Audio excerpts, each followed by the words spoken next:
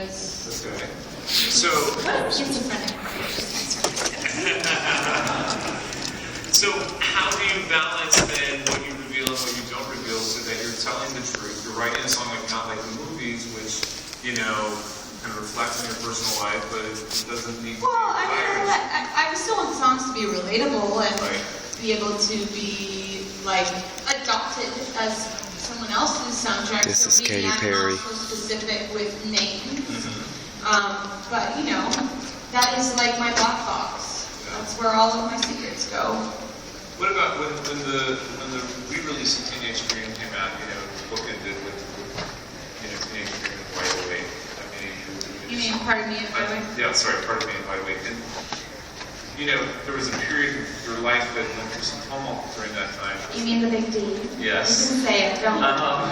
So were those Someone's like, the elephant in the room. were those songs It's written a very tiny way elephant. It's in like a advance? tchotchke now.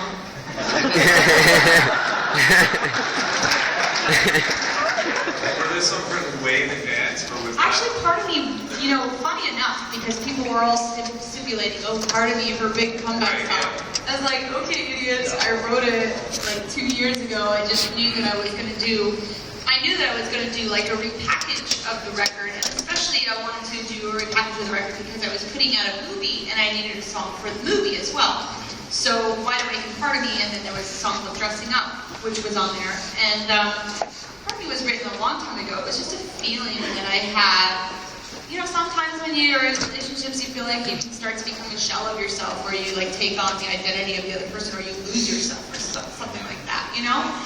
And I was feeling that at the time, whatever part I was in. It was either getting, you know, you just talk about where you're at emotionally, and I didn't feel like it made sense to go on Teenage Dream, the first version of it. And so I kept it in my back pocket knowing it would go on some kind of re-release, and it just so happened it was perfect timing. Yeah, what about Wide Awake? Wide Awake was, I think, a perfect punctuation for ending the whole thing. Because it was such a long run. It was like the record that never ended, Yeah. which I was so grateful for, but extremely exhausted at the end. Yeah. But Wide Awake was a fresh, like, I know I needed to write something about how I was feeling right then and there, and I didn't want to wait for the next record cycle because it could be a year, you know? And so I really wanted to touch on it right then. Yeah. And I wanted to write a song for my movie. And was that writing a cathartic experience for you? Oh my gosh, it's so cathartic. Yeah. It's like another form of therapy, and really helpful, you know, to, if I'm congested with some kind of thing, whether it's a pain or a feeling or emotion, the only way to get it out of me is to write a song about it. Do you intentionally do it in a, you know, write songs in a specific, is it always in the studio when you're collaborating? Do you do it at home? Are you still I do a sitting lot around the of guitar? writing in the shower, actually. Do you?